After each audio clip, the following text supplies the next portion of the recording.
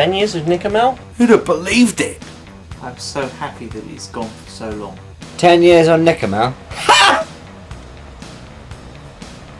Wow! 10 bloody years! 10 years? Fucking hell. Hi, I'm ElliottCrossley, and I'm the star of shows like Crap Shows and Jackass, American Made British. Also, I'm an executive for the production company.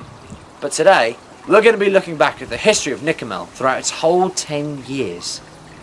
So where do we start? Way back in 1997.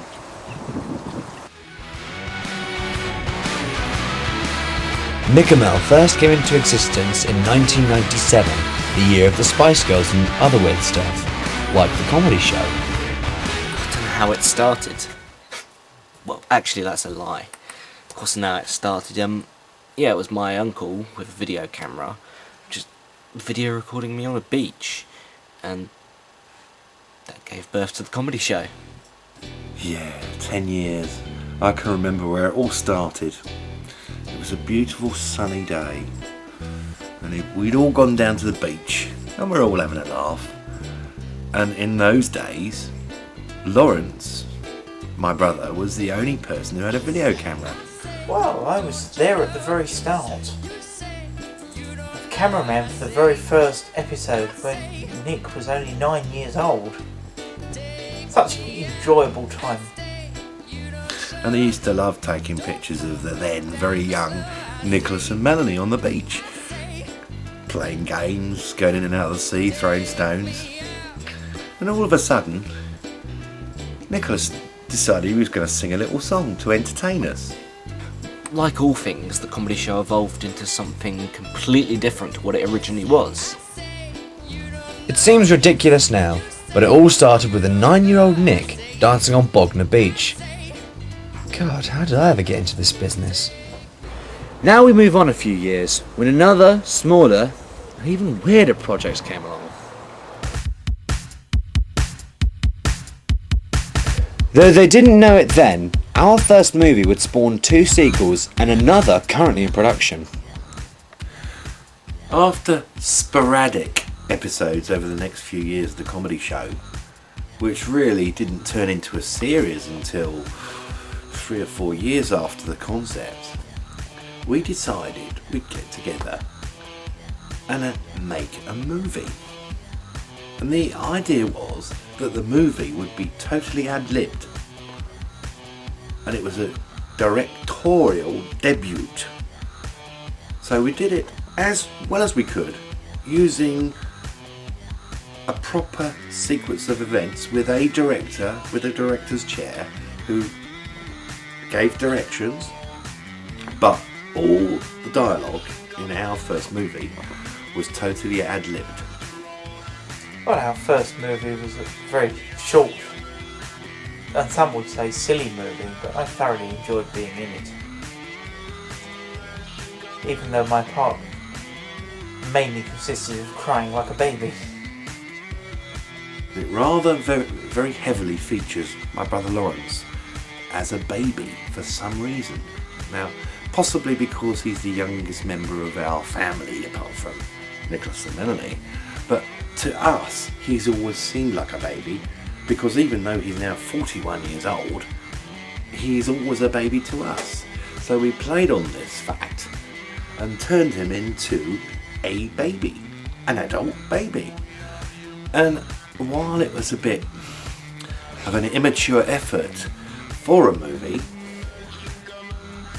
it in some aspects brought out the need in all of us to perform to a camera.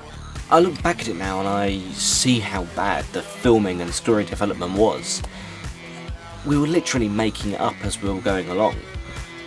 Mind you, in 2000, 2001, I would have been about 12, 13 then, so I'm not surprised. And you've got to start somewhere really, and this was my first movie experience. So what do you do? Parts of it are very good, parts of it are absolute rubbish. But as a first effort for a movie, I really enjoyed it. Yes, the non-connected saga was a very weird one that I eventually ended up featuring in. Oh, don't I look sweet? Now we move on to another year, and yet another project. This probably being Nick and Steve's most controversial one, based on Peter Cook and Dudley Moore's audio sketches.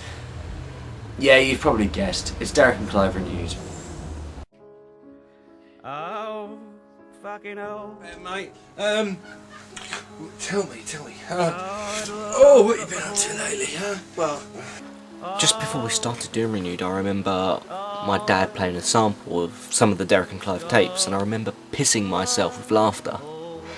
No, my comments on Derek and Clive that were filmed in 2002 was it was a very interesting prospect, as we've always been huge fans of Peter Cook and Dudley Moore in not only but also their risque alignment or collaboration on the Derek and Clive tapes. I would have to say that both Peter Cook and Dudley Moore still remain two of my favourite heroes of all time. They're just out there. Now, my son, for some reason, got very heavily into this, and he decided it'd be a good idea if we became, in fact, the new Peter Cook and Dudley Moore, which to a certain degree we did achieve. The first series of Derek and Clive was a bit slow and staggered because we had new scripts that we didn't really learn before we performed them. We were actually performing with the scripts, and whilst the jokes came over, I feel that we'd have done a much better job had we rehearsed the lines and known them backwards and forwards and been able to spontaneously come out with these things. From now, I look back at Renewed and I think, what the hell was I thinking? Yes, what were you thinking, Nicholas, you little midget? Now we move on to 2004, which is considered as many to be the rebirth of NickeRMel. Mainly, probably, because it was my first appearance in the NickeRMel world. Bitches. 2004 featured the return of the comedy show after its 4-year break. It also saw the end of Derek and Clive Renewed and the birth of a new show based on the BBC's Doctor Who. With the exception of Renewed, we hadn't done much. I was still struggling with trying to get my best friend script off page, which I'm still struggling with now. And it suddenly dawned on me that we hadn't done the comedy show in 4 years. And it was always a plan to do another series after the first. And in 2004, that's when it happened. Yeah, in 2004, there was a real, a sudden energy to NickeRMel. We started so many new projects. It was like the rebirth, in fact. We brought back the comedy show. This time it was in a proper way, with a proper season and episodes, and we filmed every week a different episode. I can't remember how many episodes were in the second series, but it was all done in a space of a few months. 2004, I decided to make an end, or you could say a sense of closure to Derek and Clive Renewed, because I really couldn't see it going any further from where it was at that point, and I couldn't see it developing any further the way it was. The comedy show had been re-established, and I was already planning ideas for the next year, which had been 2005. But I did none of that before we started Doctor Who, the Teenage Doctor. hello. Hello. Who are you? I'm Derek. Who are you? Oh, I'm a doctor, and may I ask what you're doing here? You may? Yeah, what are you doing here? I wish I knew. 2004 also saw the start of one of our most ambitious projects to date, which was, in fact, we beat the BBC with the return of Doctor Who. My brother and I have always been big fans of Doctor Who since we were young. In Doctor Who, I played the Master, and I thoroughly enjoyed playing it. I think it's probably one of the best parts I ever played. We were absolutely devastated when the series finished. My son picked up on this, and he also loved watching old Doctor Who's. And his idea was that Doctor Who could come back regenerated as a teenager. Before the BBC announced that they were going to follow up Doctor Who, I'd originally planned on following it up myself. But of course when the announcement happened I had to change all my plans, and I decided to go with a spin-off idea rather than an actual follow-up, or an alternate universe idea. And the concept was precisely this. If the Doctor did come back as a young teenager, how would people react to him? How would relationships develop? How would he be in control of things being a young boy? And we also stole a bit of Kevin, the teenager, because initially there was a in-joke that the Doctor, being a teenager, would suddenly become a teenager and turn into a typical teenager. But as we got more serious with the project, we sort of shelved that idea and it became a more serious theme. By the end of the year I wanted to make a kind of celebration of all the projects we've brought around and some of the projects that were coming later, and that was NickeRMel's Christmas party. And to top it off, this was my first appearance on screen. Oh, don't I look so innocent there, when really I'm the spawn of Satan.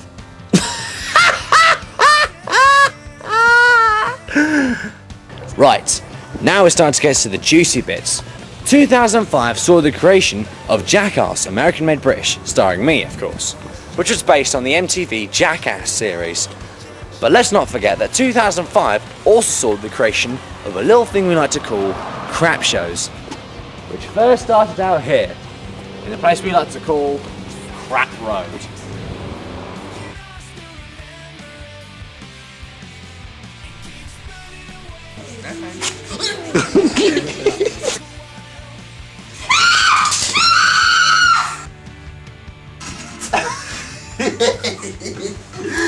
It of course saw At Home with the Reeds, which was a reality based around my family.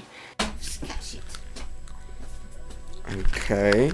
At Home with the Reeds was a general documentary sort of based on the Osbournes, because we'd been watching that and we'd seen what comedy you could bring in to just letting a camera go and filming absolutely everything that went on.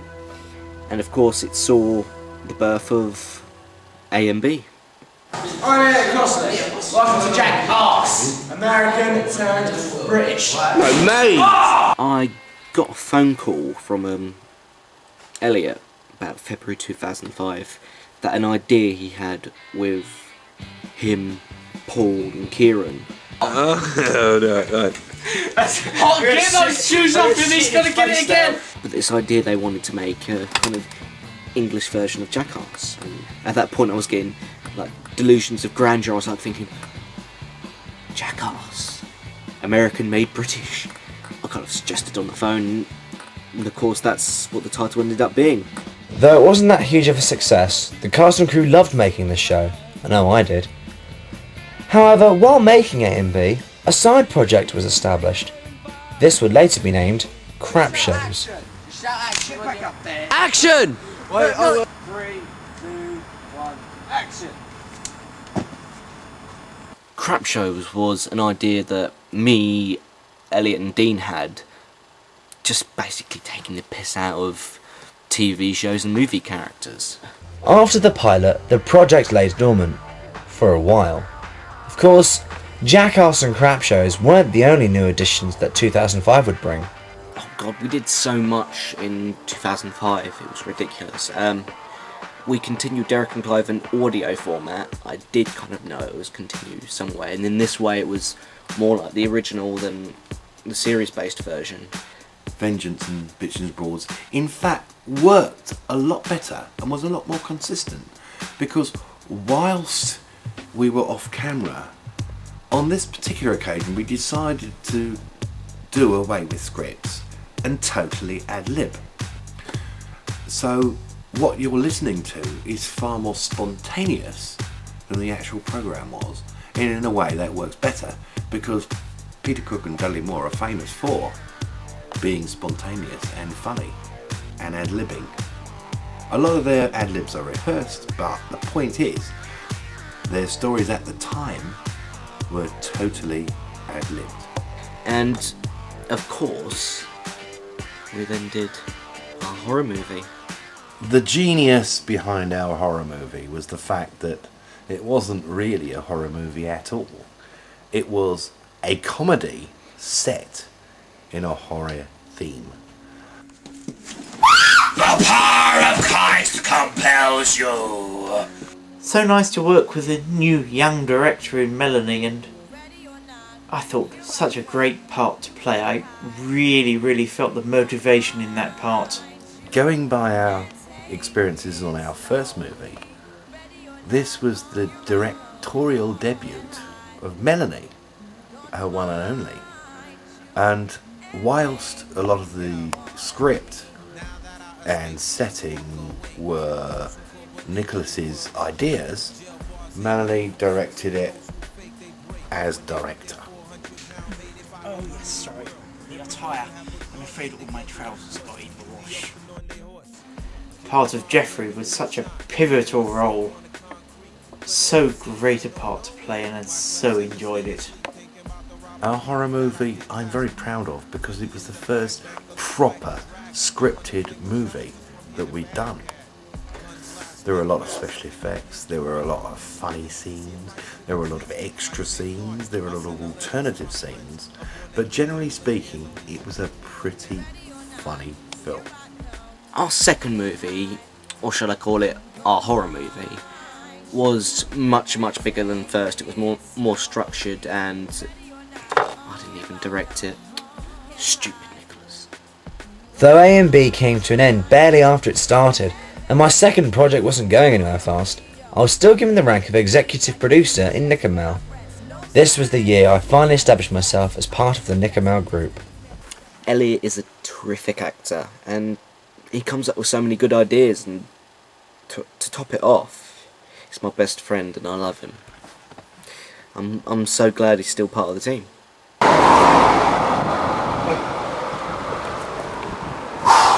Nick really thinks that about me? Gay?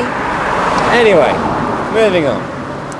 2006 again saw NickeRMel raised to a new level of filming, one that would introduce a new type of film genre.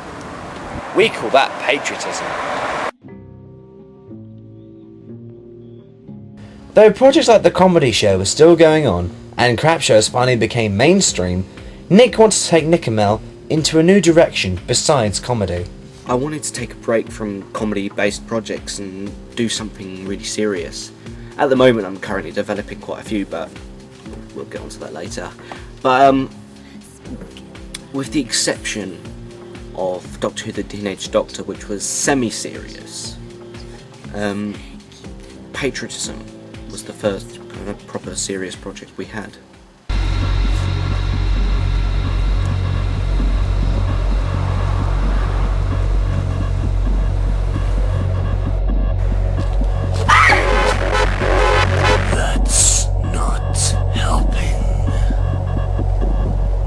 They were asked to put on a show of some sort, and he decided, in his wisdom, that instead of choreographing and scripting a show, he would make a movie. Well, you know guys firsthand, I wasn't really a part of that, I just sort of lent a hand filming, that was really it. The trouble was, he didn't have great support from all the people who were taking part in it, and it took a long time to complete. Shitty actresses who couldn't be bothered to keep filming dates ruined it for everyone as well. And, of course, I had a very cameo performance as an extra in the background on one stage, which I'm very proud of course. Patriotism, being loosely based on Hideo Kojima's Metal Gear series, was co-written and co-directed by myself as a college project that me and Nick had to do. But to this day, the movie still remains incomplete. That's probably why we're remaking it. It was such a great shame that we didn't get to complete Patriotism, because the concept was so good, and that is why, in fact, at the moment we're currently developing a remake. They've decided to do another one. They're sort of remaking it. It's based more on the Metal Gear Solid series. Yeah? Cool. So, it's now a trilogy, Patriotism. It's going to be basically... the first part's Patriotism all over again with slight tweaks. Then there's the prequel, which focuses mainly on Solid Snake's early days training. And then there's the final part of the trilogy, which Nick's writing, and I don't know fully what's going on in that one. So yeah, it looks to be quite good. Yeah. 2006 also saw the birth of the comedy show's first spin-off, entitled Steve's Show. I always wanted to make a spin-off starring Steve because I always knew that the comedy show was never going to last forever. Plus, my dad is such a talented actor, and that's why I gave him his own show. I'd become a main character in the comedy show, and I really enjoyed it. And we thought, well, why not have your own show? And at the time I thought, well, it would just be silly because it would just be like another comedy show. But in a way, Steve's show is subtly different because it's more character-based and more story-based than the comedy show was. Whereas the comedy show was a possible run of sketches and a few jokes thrown in here and there. Comedy show, the Steve's show, each show was a separate theme with a story running through it. Yes, and let's not forget about my appearances in the show.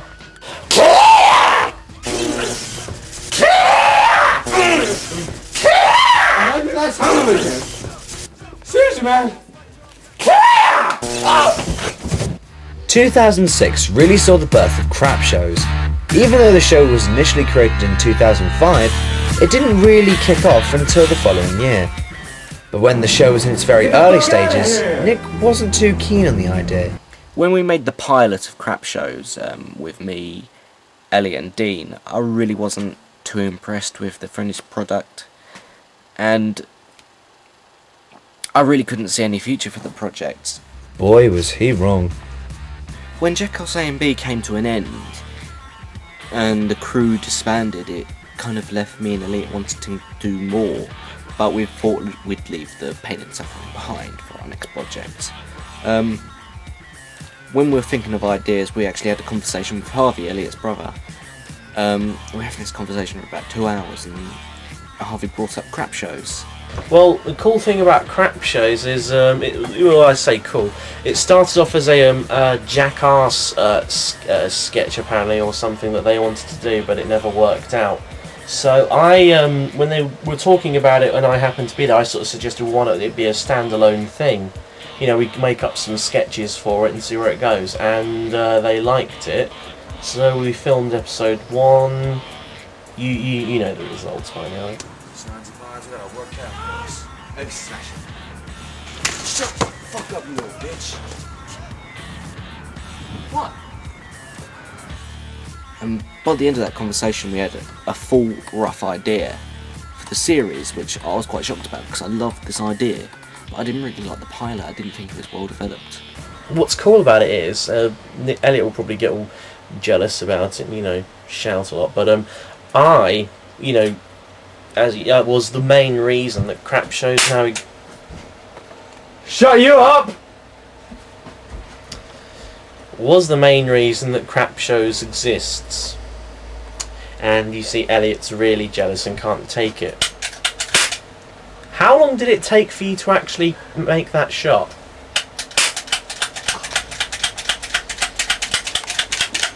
No, don't worry, I'm waiting. No, okay, yeah, that's right, walk off. Where was I? Crap shows, yes.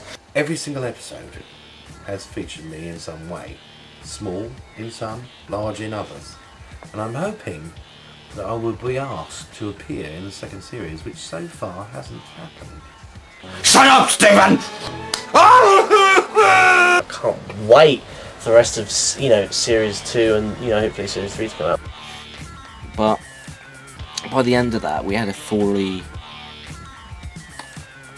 good idea for the series, and to this day, Crap Shows probably remains the best programme we've ever produced, and it's down to Harvey for that.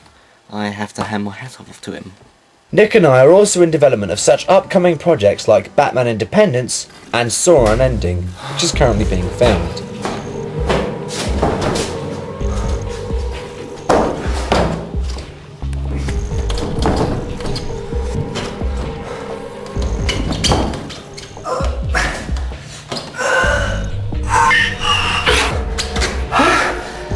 Saw an ending, yeah. I'm producing it. That's pretty much it. Yeah. Saw Unending is now in development, but Batman Independence is still on the line for development, and at the moment we're so busy doing what we're doing at the moment, it's kind of hard to take a break off that and get on to these future projects that we're planning. 2006 also saw the return of the Reed family to Our Movie Saga, the third one being called Freddy and the Fudpuckers, which was based on an old audio sketch created by Stephen, Deborah and Laurence in the 70s.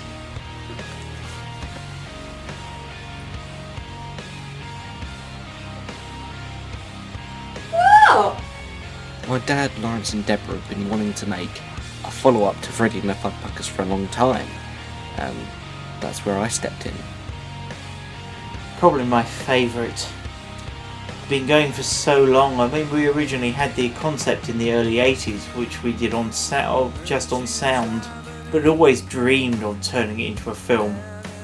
And it was so lovely after all those years to actually play the part I'd originally conceived on the original tape. Looked out to sea, held a small shell in my hand, a gift you gave to me. Now you've come so far away, I gaze across the sea, hoping that you will feel my eyes, fly home to me.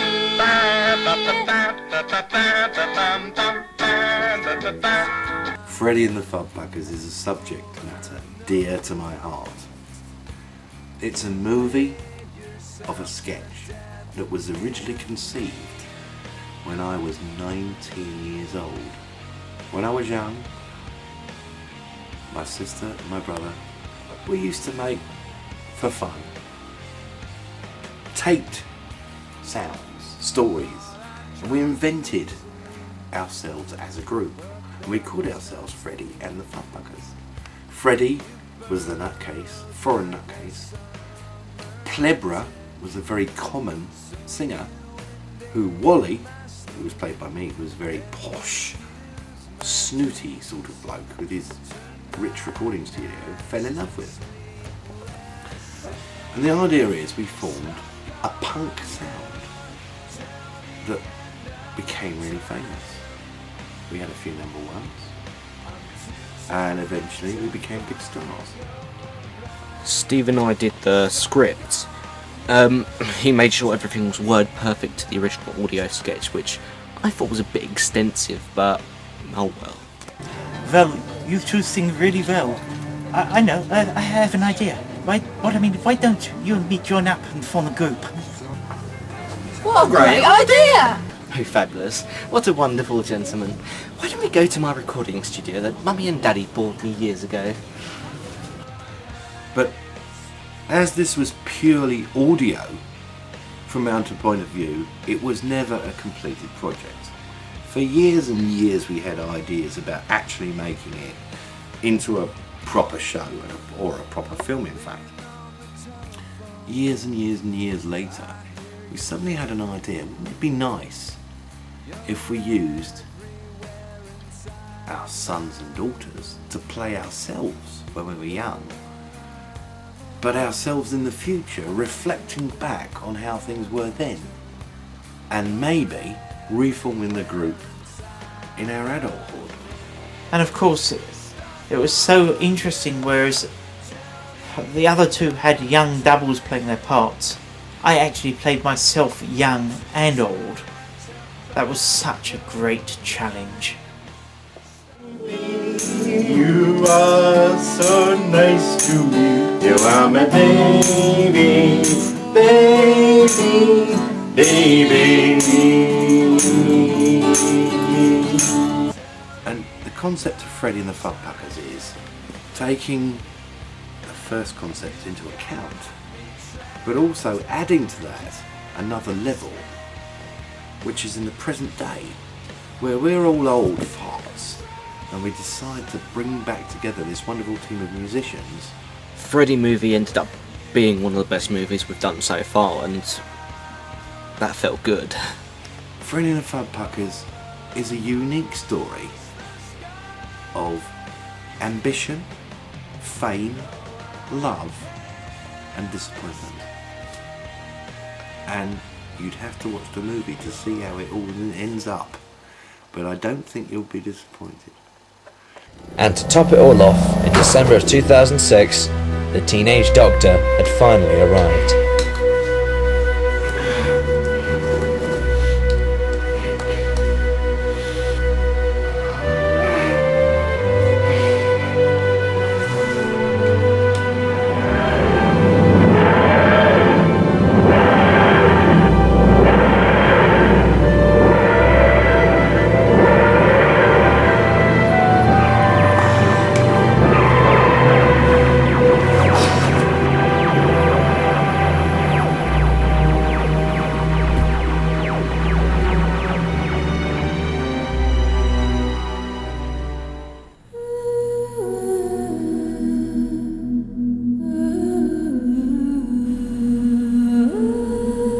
Doctor!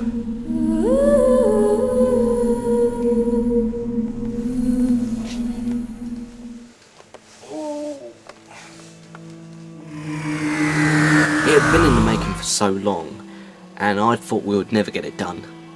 Oh, I don't know shit. I've only just been brought onto it, really.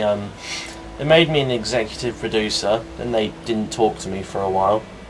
Then they got me filming this one scene, which was a little bit better because I felt like I was doing nothing for a while, where I play the Guardian of Time, who has a sort of diabolical thing happen to him, but that's sort of going well ahead, so I'm not going to say any more because see Nick's just there, and I'm afraid he'll hit me if I say anything else. So,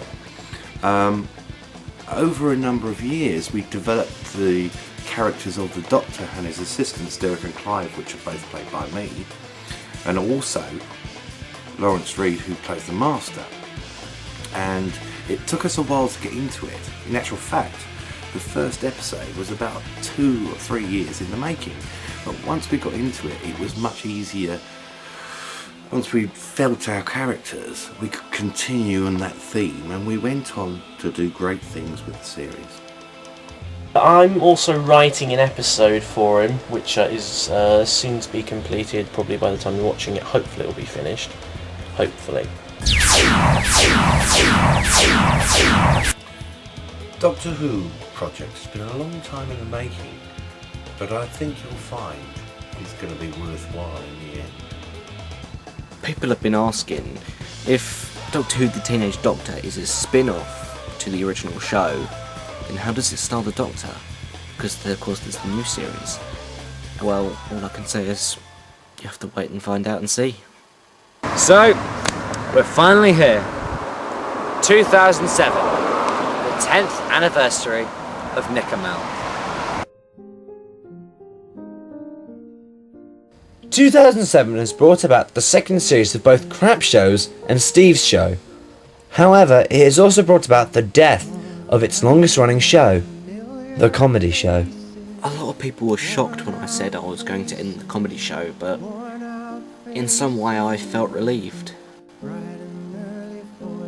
It was originally intended that The Comedy Show would have a 6th series, but Nick felt otherwise.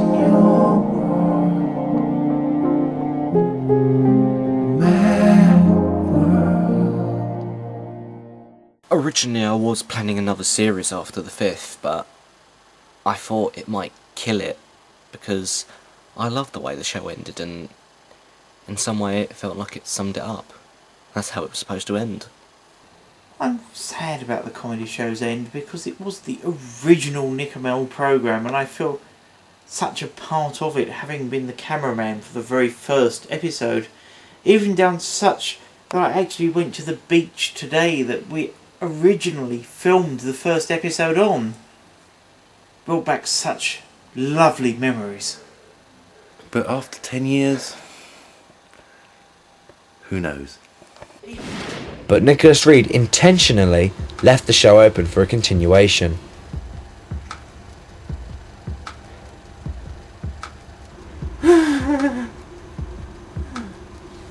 I left the storyline of the comedy show open, and of course that got picked up in the second series of Steve's show, but I'm probably giving it away here, but Steve's show series 2 will be a to be continued.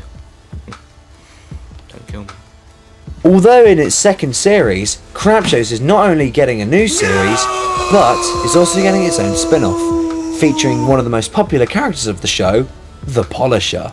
The reasoning behind Crap Shows Presents The Polisher was I just wanted to show how the story would look without being surrounded by other sketches. That's basically an edited together movie of all the Crap Shows sketches that appeared in the episodes. Although some will say this is just another thing just put together with bits from the show, this is actually a brand new version of The Polisher, which has been re-edited and recut with brand new music and occasionally new audio thrown in. This is a completely different version to what you will see in the episodes of Crap Shows, and we hope you'll find it better. You know, it was sort of slow to start with in my opinion, but then it got better as it went along. Sort of, you know, the next sketch it sort of got better, so you know, you have bad views from the start and it turns out you're proven wrong later. What you want to do. It's kind of, the film is actually kind of like a director's cut of it, because of course there's scenes that are slightly different and all that. And people have been asking, am I going to do another one like with Harry Potter or something? And at the moment I'd have to say no, because it was kind of an experimental thing and I probably just won't do it. But I've been known to change my mind before.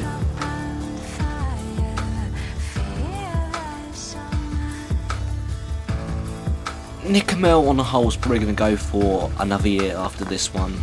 We've got a few projects lined up.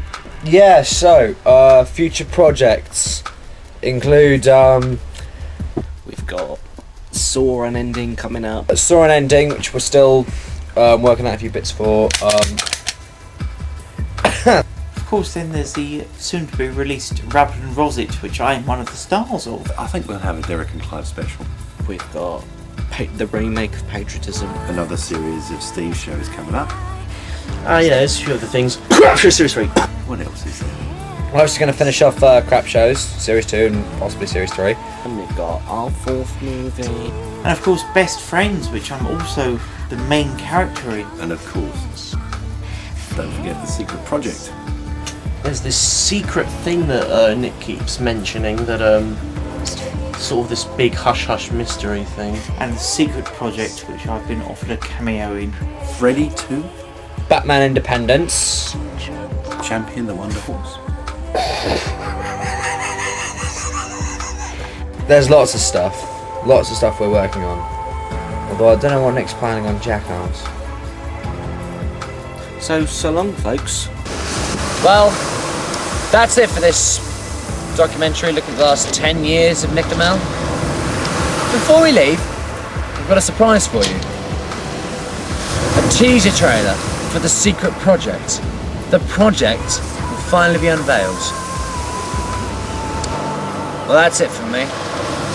Thanks for watching, and enjoy the future of NickeRMel.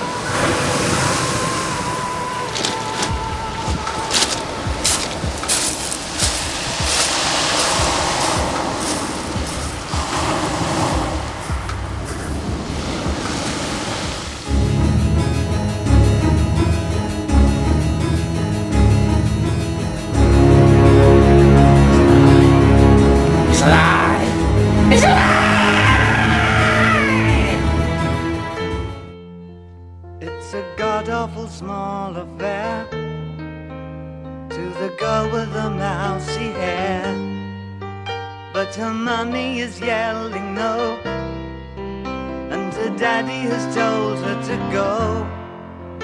But her friend is nowhere to be seen. Now she walks through her sunken dream to the seat with the clearest view, and she's hooked to the silver screen. But the film is a sad thing for she's lived it 10 times or more. She could spit in the eyes of fools if they ask her to focus on sailors fighting in the dance hall. Oh man, look at those cavemen go. It's the freakiest show. Take a look at the low man beating up the wrong guy. Oh man, wonder if you'll ever know.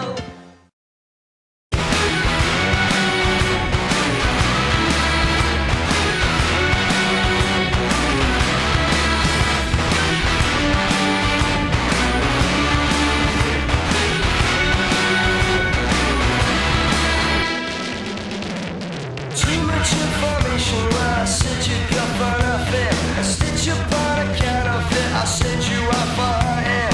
Digging at the roads where you're digging for the simple gold. Swimming with the fishes where the serpent leaves his tongue. With a belly full of splendors, now you see that I'm the one. Tell me that you've seen a ghost.